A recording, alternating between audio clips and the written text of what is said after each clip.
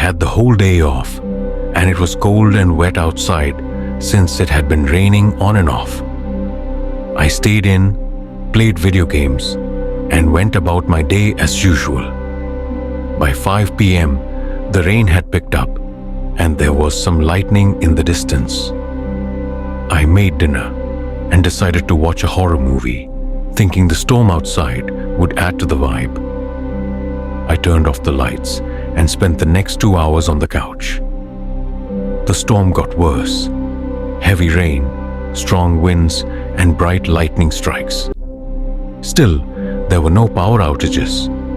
Around 10 p.m., I got up to stretch and refill my water. As I turned towards the hallway, I noticed something move. A shadow on the wall.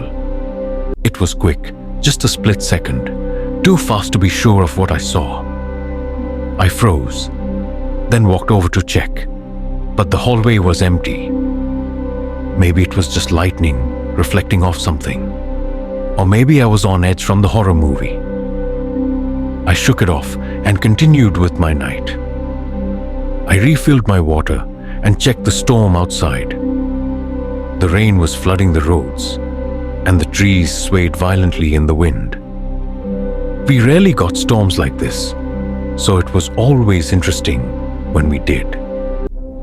I went back to the couch and turned on YouTube to relax before bed. I wasn't paying much attention to the video when I saw it again. Another shadow, this time behind the TV.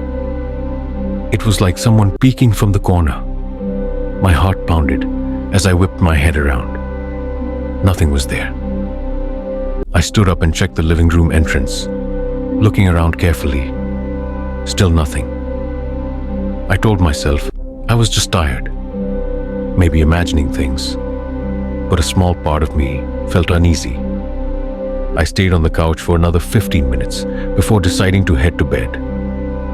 I turned off the TV and went upstairs. Still not sleepy, I took a shower to relax. 5 minutes into my shower, a loud thud shook the house. It was strong enough to vibrate through the floors.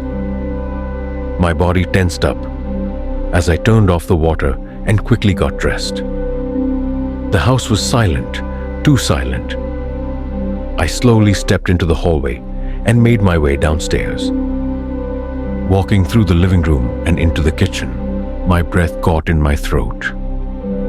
The back door was barely hanging from the top hinge. Splinters of wood were scattered across the floor. The other two hinges looked like they had been ripped out of the frame. My mind raced. Someone had been inside. I ran to my room, locked myself in the bathroom, and called 911. The entire time I waited, I felt like someone was still in the house with me.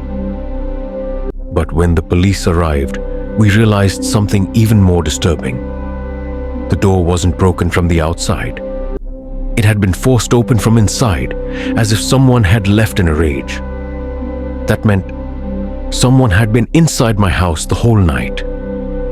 The shadows I saw, that was them. They had been moving only when I wasn't looking. I have no idea how long they were there or what they were doing. The way they left, slamming the door so hard it tore off, made it seem like they were angry. Since that night, I haven't slept peacefully in this house. Last winter, there was heavy snowfall, and I worked from home for a week. My house was small, 1 story, 2 bedrooms. That day, I woke up, made coffee, and sat at my desk until 8 p.m. The wind howled outside, and snow piled up. When I finally got up, I made dinner, cleaned up, and took the trash bins to the curb. As I walked back, I noticed something off. The snow on the side of my house wasn't smooth like everywhere else. I got closer and realized it was a set of footprints. They weren't just near my house. They were right up against it, leading to my bedroom window. I followed them, and at the end, it looked like someone had stood there for a while, right outside my window, the one I had been sitting by all day. My blinds had been shut, but you could still see through the cracks. Someone had been watching me. I tried to shake it off. Maybe I was overthinking it.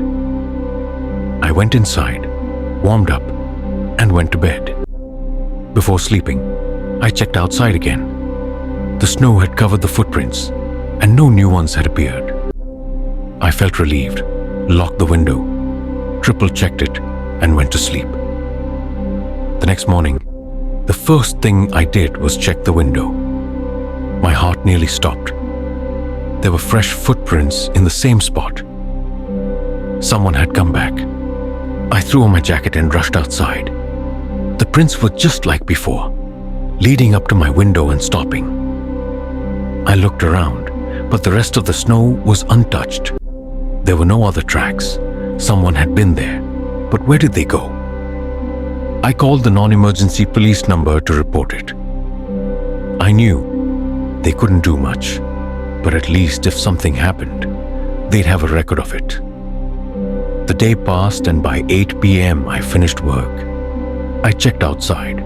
Fresh snow, no new tracks. I sighed in relief. But as I was about to close the blinds, I noticed something that sent a chill down my spine. The window latch was unlocked. I had triple-checked it the night before. I hadn't touched it since. My hands trembled as I tested it. The window opened easily. Someone had unlocked it. Panic set in. I backed away and crept into the hallway, scanning every inch of the house. I grabbed my keys, put on my boots, and ran outside to my car. I called the police and waited in the driveway, unable to drive out because of the snow. 10 minutes later, an officer arrived and went inside to check. I watched the minutes tick by, heart pounding. Then he came out with a man in handcuffs. Both of them were covered in blood. The officer said the man had been hiding in my hallway closet. When the officer found him, he attacked. He was 45 years old, and his face, something about it just looked wrong. Empty, evil. I don't know what his plan was, but he was there. And if I hadn't noticed the unlocked window, I might have gone to sleep with him, still inside. Friends, click on the related link to hear the full story. And don't forget to like, comment, and subscribe.